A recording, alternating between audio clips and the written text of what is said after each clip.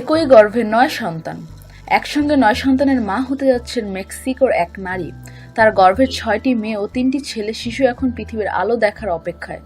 মেক্সিকোর television channel টেলিভিসায় খবর জানায়, উত্তর পূর্ব মেক্সিকোর কোয়াহুইলা রাজ্যের এক নারীর নাম কার্লা ভানেজা পেরেজ। কোয়াহুইলার প্রধান শহর সাতিল্লোর এক হাসপাতালে চিকিৎসকের তত্ত্বাবধানে আছেন তিনি। চিকিৎসকেরা বলছেন, সন্তান ধারণ করার জন্য বিশেষ চিকিৎসা গ্রহণের ফলেই তার গর্ভে এতগুলো শিশু এসেছে। মেক্সিকোর রাষ্ট্রীয় সংবাদ সংস্থা নোটিমোসকে প্রকাশিত এক প্রতিবেদনে জানানো হয়, আগামী ২০ মে পেরেজের ৯ সন্তান ভূমিষ্ঠ হতে পারে। বাচ্চাদের কার কি নাম হবে তা এখনো ঠিক করিনি। এখনো অনেক সময় আছে, সবকিছু যেন ভালোই হয় তা নিয়ে ভাবছি আমি। নোটিমোসকে বলেন পেরেজ, তার আশা অনুযায়ী সব ভালোই হলে একসঙ্গে বহু সন্তান জন্ম দেওয়ার একটি নতুন রেকর্ড হবে এটি।